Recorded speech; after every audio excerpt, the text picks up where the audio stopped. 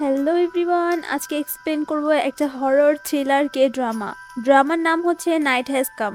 ড্রামার শুরুতে আমাদের female lead লিওনকে দেখি যে একটা অন্ধকার রুমে শুয়েছিল, আর সে দেখতে পায় তার পাশের বেডে একটা মোবাইল পড়ে আছে, যেটা অটোমেটিক অন হয়ে একটা গেম ওপেন হয়।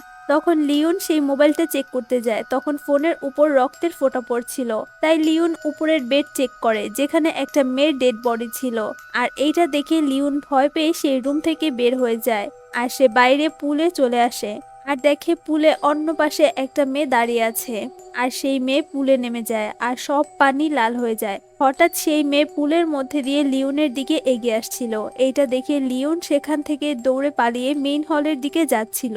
তখন সে দেখে বাইরে তার ফ্রেন্ডসরা অনেক ভয়ঙ্কর ভাবে তার দিকেই তাকিয়ে আছে। তখন পিছন থেকে একজন এসে লিওনের মাথায় বাড়ি মারে, আর তখনই লিওনের ঘুম ভেঙে যায়। মানে সে এতক্ষণ বাসে ঘুমিয়ে সব স্বপ্ন দেখছিল। বাসে লিওনের সাথে তার বেস্ট ফ্রেন্ড জাঙ্গুন বসেছিল। বাসে আরো অনেক স্টুডেন্ট ছিল যারা স্কুল থেকে 3 দিনের ট্রিপে যাচ্ছিল, আর সব স্টুডেন্ট অনেক বেশি হ্যাপিও ছিল। আর তারা মাফিয়া সিভিল পুলিশ গেম খেলছিল। আমরা ছোটবেলায় সবাই প্রায় চোর পুলিশ গেমটা খেলেছি, আর এই গেমটাও সেম অমনি গেম, শুধু নামগুলো আলাদা। এরপর আমরা বাসের অন্যদিকে দেখি যেখানে স্কুলের গুন্ডা ছেলেরা বসেছিল, আর ওদের হেড হচ্ছে কিয়ংজুন। কিয়ংজুন বাসে ঘুমাচ্ছিল। তখন কিয়ংজুনের ফ্রেন্ডস অন্য স্টুডেন্টদের বলে যেন এত সাউন্ড না করে, নয়তো কিয়ংজুন ঘুম থেকে উঠলে তাদেরকে ছাড়বে না। তখন সবাই চুপ হয়ে যায়। এরপর আমরা লিওনকে দেখি যে অনেকক্ষণ ধরে পিছনে একটা ছেলেকে দেখছিল, আর ওর নাম হচ্ছে জুনহি। জুনহি জানালার পাশে একটা সিটে বসে ঘুমাচ্ছিল। তখন পিছনের সিটে বসে থাকা সোমি চুপচাপ জুনহির ছবি তুলে। জুনহি আর সোমি দুইজনই হচ্ছে ক্লাস ক্যাপ্টেন, আর সোমি জুনহিকে পছন্দও করে। এরপর আমরা লিওনকে দেখি, আর লিওনও জুনহিকে পছন্দ করে। তখন জাংউন লিওনকে বলে এত দেখার ইচ্ছে হলে তাহলে তার পাশে যেই কেন বসছো না। লিওন বলে আমি তাকে দেখছিলাম না। আর এইসবের মধ্যে দিয়ে রাত হয়ে যায়, আর তারা ফাইনালি তাদের লোকেশনে পৌঁছে যায়। যখন টিচার বাস থেকে নামে তার কাছে অন্য একটা টিচারের কল আসে, আর সে বলছিল যে তারা অন্য লোকেশনে চলে গিয়েছে, তাই যেন তারা সেখানে না যায়। কিন্তু নেটওয়ার্কের সমস্যার জন্য সে বুঝতেই পারছিল না যে অন্য টিচার কি বলছে। আর টিচার খেয়াল করে যে তাদের বাসই শুধু এখানে এসেছে, বাকি বাসগুলো তো এখনো আসেনি। টিচার ভাবে হয়তো তারা আগেই চলে এসেছে, বাকি বাসেস তো চলে আসবে। সেই স্টুডেন্টদের বলে তারা জিনিস নিয়ে যেন ভিতরে চলে যায়, কিন্তু লিওন তার ব্যাগ নিয়ে যেতে পারছিল না। তখন জুনহি লিওনকে সাহায্য করে। আর তাদের দুইজনকে এইভাবে কথা বলতে দেখে সোমির ভালো লাগছিল না, কারণ সেও তো জুনহিকে লাইক করে। লিওন যখন সেই বিল্ডিংটা দেখে তার কাছে আজব লাগছিল, মনে হচ্ছিল সে আগেও এই বিল্ডিং দেখেছে। লিওন ভিতরে ঢুকে দেখে তাদের টিচার রিসিপশনিস্টদের সাথে রিকোয়েস্ট করছে যেন তারা বাকি টিচারদের সাথে তাদের কথা বলিয়ে দেয়। লিওন এইসব ইগনোর করে ভিতরে চলে যায়, যেখানে একটা বড় স্ক্যানার দেয়া ছিল, যেটা কিনা সেখানের ওয়াইফাই এর ছিল। যখন লিওন কানেক্ট করতে যায় তখন সে পাশে থাকা নোবেলসের বুক দেখতে পায়, তাই সে ওয়াইফাই কানেক্ট না করে সেই নোবেলস নিয়ে নেয়। এখানে লিওন আর জুনহির কনভারসেশনে জানতে পারি নেক্সট ডে লিওনের বার্থডে। জুনহি লিওনকে জিজ্ঞেস করে বার্থডে গিফট কি লাগবে। লিওন বলে আমি তো এখনো ভাবিনি এই বিষয়ে। জুনহি বলে তোমার কি ডিটেকটিভের নোবেলস লাগবে। আর লিওন যেহেতু নোবেলস অনেক বেশি পছন্দ করতো, তাই সে খুশি খুশি হ্যাঁ বলে দেয়। এরপর সবাই নিজেদের জিনিস রেখে নিজেদের মতো এনজয় করতে থাকে, যেখানে কয়েকজন মেয়ে ডান্স করছিল, আর বাকিরা নিজেদের মতো কথা বলছিল। আর এখানে দাবিয়ম ওদের সবাইকে রেকর্ড করছিল, আর এখানে সোমি জুনহির সাথে ফ্লার্ট করায় লেগেছিল। অন্যদিকে লিওনের সম্পূর্ণ মন ছিল জুনহির উপর। তখন যেমন লিওনকে বলে তোমার যদি জুনহিকে এতই ভালো লাগে তাহলে তাকে ডিরেক্ট বলে কেন দিচ্ছ না। লিওন বলে তোমাকে কে বলেছে আমি জুনহিকে দেখছি।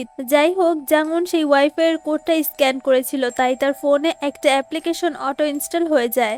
জাঙ্গুন বলে এই অ্যাপসের কোডিংটা তো অনেক বেশি ইজি, আমি তো একদিনেই বানিয়ে ফেলতে পারবো। লিওন বলে আমি জানি না, কারণ আমি সেই কিউআর কোডটা স্ক্যানই করিনি। জাঙ্গুন বলে তাহলে ফোন দাও, আমি তোমার ফোনে ওয়াইফাই কানেক্ট করে দিচ্ছি। লিওন ডিরেক্ট না করে দেয়, বলে আমি ওয়াইফাই দিয়ে কি করব, আমার তো সারাদিন চলে যাবে নোবেলস পড়তে পড়তেই। এরপর সেখানে টিচার এসে জুনহি আর সৌমিকে বলে এখানে অন্য বাসগুলা এখনো আসেনি, তাই আমি চেক করতে যাচ্ছি, তাই যেন তারা দুইজন অন্য স্টুডেন্টসদের সামনে রাখে। আর সে রাতের মধ্যেই চলে আসবে, তাই যেন তারা না ঘুমায়, কারণ উনি সবাইকে নিয়ে এসে গ্রুপ ফটো তুলবে। অন্যদিকে জাংউন দেখে তার ফোনের নেটওয়ার্কের সিগন্যাল পাচ্ছে না, তাই লিওন তার ফোন চেক করে আর সেও দেখে তার ফোনেও নেটওয়ার্ক নাই। কিন্তু তারা দুইজন এই ব্যাপারে সিরিয়াস নেয় না, কারণ এই এরিয়াটা যেহেতু জঙ্গলের মধ্যে, তাই নেটওয়ার্কের সমস্যাটা স্বাভাবিক। সবাই যখন হলে ছিল তখন হঠাৎ করে সেখানে লাইট অফ হয়ে যায় আর তাদের সামনে একটা ভূত চলে আসে। কিন্তু এটা কোনো ভূতই ছিল না, কারণ এটা একজন স্টুডেন্ট যে সবাইকে ভয় দেখানোর জন্য এমনটা করছিল। এরপর সে বলতে থাকে, তোমরা কি জানো না এখানে একজন স্টুডেন্ট সুইসাইড করেছে। এরপর থেকে তার আত্মা এখানেই বন্দী হয়ে রয়েছে, আর হতে পারে তার আত্মা যে কোনো সময় তোমার কাছে চলে আসবে। সবাই তার কথা শুনে ভয় পায়, কিন্তু সবাই জানে সে সবাইকে ভয় দেখানোর জন্যই এমনটা করছে। এরপর সবাই সবার রুমে চলে যায়। অন্যদিকে দাবিয়ম আর জুয়ন সেই গুন্ডা স্টুডেন্ট তিনজনের কাছে যায়, কারণ তারা দাবিয়মের থেকে টাকা নিয়েছিল আর এখনো পর্যন্ত দেয়নি। কিয়ংজুন বলে, ঠিক আছে আমি টাকা দিয়ে দিব, কিন্তু তার জন্য আমার সাথে বাস্কেটবল খেলতে হবে। তাদের এক্সপ্রেশন দেখেই বোঝা যাচ্ছিল তারা এভাবে স্টুডেন্টদের বুলি করে। অন্যদিকে দাবিয়ম আর জুয়ন হচ্ছে সেই সব স্টুডেন্ট যারা চুপচাপ সহ্য করতে থাকে, কোনো প্রতিবাদই করে না। এরপর আমরা লিওনকে দেখি যে ইনহেলার ইউজ করছে, মানে তার শ্বাসকষ্ট রয়েছে। এরপর যখন লিওন নোবেলস পড়ে তখন জাংউন চুপি চুপি তার ব্যাগে বার্থডে গিফট রেখে দেয়। তারপর সে লিওনের সাথে বসে ল্যাপটপে কাজ করতে লাগে। তখন সে দেখে তার সিস্টেমে তো নেটওয়ার্কই আসছে না, তাই সে তার কাজও করতে পারবে না। তখন লিওনের ফোনও অন হয়ে যায়। লিওন দেখে তার ফোনেও সেই অ্যাপ্লিকেশনটা ইনস্টল হয়ে গিয়েছে। লিওন জাংউনকে বলে, আমি তোমাকে বলেছিলাম না আমার ওয়াইফাই লাগবে না, তাহলে তুমি সেই অ্যাপটা কেন ইনস্টল করেছো? জাংউন অবাক হয়ে বলে, আমি তো তোমার ফোন টাচও করিনি। তারা দুইজন যখন কথা বলছিল তখন অটোমেটিক তাদের ফোনে সে অ্যাপস অন হয়ে যায় আর মেসেজ আসে। শুধু এই দুইজনের ফোনে আসেনি, সব স্টুডেন্টদের ফোনেই এসেছে। গেম শুরু হওয়ার আগে তাদের কিছু ডিটেলস আর রুলস বলা হয়। গেমের নাম ছিল মাফিয়া গেম, আর এইখানে টোটাল 4টা অকুপেশন থাকবে। একজন থাকবে পুলিশ, একজন থাকবে ডক্টর, আর বাকিদের মধ্যে থাকবে সিভিল আর মাফিয়া। এখানে আমাদের শুধু লিওন আর জাংউনের অকুপেশনটাই দেখানো হয়, আর তারা দুইজনই ছিল সিভিল। বাকি স্টুডেন্টসদেরটা আমাদের দেখানো হয় না। গেমের মধ্যে যে ডক্টর থাকবে সে গেম থেকে আউট হওয়া যে কোনো একজনকে বাঁচাতে পারবে। যে পুলিশ হবে তার কাজ থাকবে মাফিয়াকে খুঁজে বের করা, আর সে সবাইকে জিজ্ঞেসও করতে পারবে যে তাদের অকুপেশন কি। আর বাকি থাকে ক্রিমিনাল। ক্রিমিনাল কি করবে সেটা আমরা পরেই জানতে পারবো। সবাইকে নিয়ে দুইটা টিম হবে। টিম 1 থাকবে পুলিশ, ডক্টর আর সিভিলিয়ান, আর টিম বি তে থাকবে সব মাফিয়া। আর যেই টিম গেমের লাস্ট পর্যন্ত থাকবে তারাই হবে উইনার। টিম এ যদি বের করতে পারে কে কে মাফিয়া, তাহলে তারা উইনার হয়ে যাবে আর এই গেমে এখানেই শেষ হবে। কিন্তু তারা যদি রং পার্সনকে মাফিয়া চুজ করে তাহলে তাকে গেম থেকে এলিমিনেট করে দেওয়া হবে। আর এই গেমে শুরু হবে রাত 8টা থেকে 12টা পর্যন্ত। 12টা বাজে তাদের রেজাল্ট বলা হবে যে তারা যাকে মাফিয়া চুজ করেছিল সেটা কি আসলেই মাফিয়া নাকি। এরপর রাত 12টা বাজলেই তারা সবাই ঘুমিয়ে যাবে। এরপর মাফিয়াকে টাইম দেওয়া হবে টিম এ এর যে কোনো একজনকে এলিমিনেট করে দেওয়ার জন্য। অর্থাৎ টিম এ কে তাড়াতাড়ি খুঁজে বের করতে হবে কে মাফিয়া, নয়তো তাদের টিম মেম্বার্সরা কমতেই থাকবে। একজন এলিমিনেট হবে যাকে তারা মাফিয়া চুজ করবে, আর দ্বিতীয়জন এলিমিনেট হবে যাকে মাফিয়া নিজে এলিমিনেট করবে। এই গেম দেখার পর সবার কাছে অনেক বেশি ইন্টারেস্টিং লাগে। তারা ভাবে হয়তো এই গেমটা হিউল বানিয়েছে, কারণ হিউল সবসময় এইসব মজা ফাজলামি করতে থাকে। আর তারা যখন সবসময় এই গেম খেলতো তখন হিউলই মাফিয়া হতো, তাই বাকি স্টুডেন্টস মাফিয়া সিলেক্ট করার সময় হিউলকেই সিলেক্ট করে। অন্যদিকে লিওন আর জাংউনও হিউলের নাম সিলেক্ট করে দেয়। তখন লিওন বলে, আমরা তো এই অ্যাপসে সাইন ইনই করিনি, তাহলে এখানে আমাদের সবার ইনফরমেশন কিভাবে আসলো? এটা শুনে জাংউনও খেয়াল করে তাদের ফোনে তো নেটওয়ার্কই নেই, তাহলে এই অ্যাপসটা কিভাবে চলছে।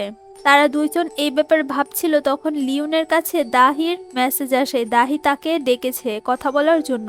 লিওন তখন দাহির সাথে দেখা করতে যাচ্ছিল। রাস্তায় তাদের জুনহির সাথে দেখা হয়। জুনহি বলে, এখনো আমাদের টিচার্স আসেনি আর তার সাথে আমার কোনো যোগাযোগও হয়নি। তাছাড়া এখানে স্টাফ আর রিসিপশনিস্টও নেই, আমাদের বাসের স্টুডেন্ট ছাড়া আর কেউই নেই।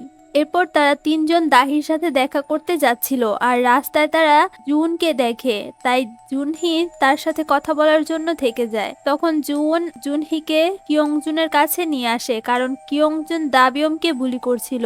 জুনহি কিয়ংজুনকে থামতে বলে, কিন্তু কিয়ংজুন জুনহিকে বলে, তোমার কাছে সুন্দর একটা ফেস ছাড়া আর কিছুই নেই। কিয়ংজুন বেশি কিছু বলার আগে সেখানে চলে আসে জুংহিয়ন, আর পাওয়ারফুল স্টুডেন্টদের মধ্যে সে হচ্ছে একজন।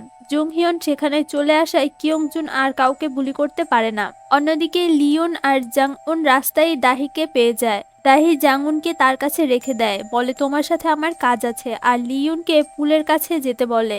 এরপর লিওন যখন পুলের কাছে যায় সেখানে অন্য কেউ না সমি ছিল, আর সমির ফ্রেন্ডসরাও ছিল যারা লিওনকে বার্থডে উইশ করতে এসেছে। তখন দুইজন ছেলে লিওনকে বলে তোমার বার্থডেতে গিফট দেওয়া উচিত, আর গিফট হিসেবে আমরা তোমাকে পানিতে ফেলে দিলে কেমন হবে। লিওন অনেক ভয় পেয়ে যায়। তখন সমি তাদের ফ্রেন্ডসদের বলে তারা যেন এমনটা না করে। সমির কথায় তারা দুইজন লিওনকে ছেড়ে দেয়, কিন্তু তখন সমি লিওনকে পানিতে ধাক্কা দিয়ে দেয়। যাই হোক, লিওন পানি থেকে বের হতে যাচ্ছিল, কিন্তু তখনই সে ফিল করে পানির নিচে একটা মেয়ের আত্মা তার পা ধরে টানছে। লিওন পানি থেকে বের হওয়ার ট্রাই তো করে, কিন্তু সে আত্মাটা তাকে পানির ভিতর টেনে নিয়ে নেয়। পানির ভিতরে বেশিক্ষণ থাকার ফলে লিওন বেহুশ হয়ে যায়। তখন সেখানে জুনহি চলে আসে আর লিওনকে পানি থেকে বের করে। এরপর সিন চেঞ্জ হয়, লিওনের হুঁশ চলে আসে আর জুনহি তার পাশেই বসেছিল। লিওন জুনহিকে থ্যাংক ইউ বলে তাকে বাঁচানোর জন্য। তাদের মধ্যে যখন কথা হচ্ছিল তখন সেখানে সমি আর তার ফ্রেন্ডসরা চলে আসে। তারা লিওনকে সরি বলে আর বলে তারা শুধু মজা করতে চেয়েছিল।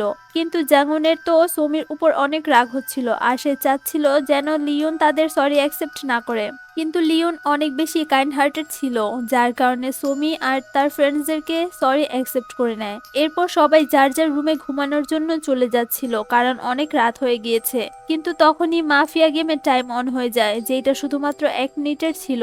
মানে 1 মিনিটের মধ্যে তারা জানতে পারবে তারা যাকে মাফিয়া সিলেক্ট করেছিল সে কি আসলেই মাফিয়া নাকি। একদিকে টাইম শেষ হচ্ছিল, অন্যদিকে তারা সবাই অনেক বেশি এক্সাইটেড ছিল। তারা হিউলকে বলে তুমি এত কম সময়ে অনেক বেশি ইন্টারেস্টিং একটা গেম বানিয়েছো। হিউল একটু কনফিউজড হয়ে বলে কে বলেছে এই গেম আমি বানিয়েছি। এর মধ্যেই 1 মিনিট শেষ হয়ে যায়। তখন স্পিকারে অ্যানাউন্স করা হয় বেশিরভাগ স্টুডেন্টস হিউলকে ভোট দিয়েছে, মানে সবার মতে হিউলই হয়তো মাফিয়া, তাই হিউলকে গেম থেকে ইলিমিনেট করা হবে। সবাই তো এই গেম নর্মাল গেমের মতোই নিচ্ছিল, ভাবছিল হয়তো এই গেম থেকে হিউল আউট হয়ে যাবে আর খেলতেই পারবে না। কিন্তু তখনই হিউল একটা সাউন্ড শুনতে পায়, যেটা শুধুমাত্র হিউলই শুনছিল।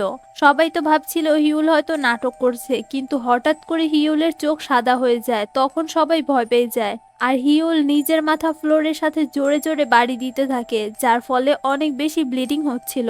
শুধু তাই নয়, সে দৌড়ে জানালা দিয়ে লাফ মারে আর সেখানেই হিউল মারা যায়, অর্থাৎ সে ইলিমিনেট হয়ে যায়। তখন আরেকটা অ্যানাউন্স হয় যে সবার সিলেকশন ভুল ছিল, হিউল মাফিয়া না, সে তো সিভিল ছিল। কিন্তু সবাই তো শক হয়েছিল, তারা বুঝতেই পারছিল না যে কি হচ্ছে এগুলো। তখন লিওন হিউলকে দেখার জন্য জানালার সামনে যেতে লাগে, কিন্তু তখনই সবাই হঠাৎ করে বেহুশ হয়ে যায়, কারণ রুলসে বলা হয়েছে যে 12টার পরে সবাই ঘুমিয়ে যাবে। তো গাইস, এই এপিসোডটা এখানেই শেষ হয়। নেক্সট এপিসোডগুলো আরো বেশি ইন্টারেস্টিং হতে চলছে। আর আমার কাছে ওই ড্রামাটা অনেক বেশি ভালো লেগেছে। তোমাদের কাছে কেমন লেগেছে কমেন্টস করে জানিয়ে দিতে পারো। যারা চ্যানেলে নতুন এসেছো তাদের কাছে রিকোয়েস্ট, চ্যানেলটাকে সাবস্ক্রাইব করে পাশে থাকা বেল নোটিফিকেশনটা অন করে দিও। দেখা হচ্ছে নেক্সট ভিডিওতে, ততক্ষণ ভালো থাকো। আল্লাহ হাফিজ।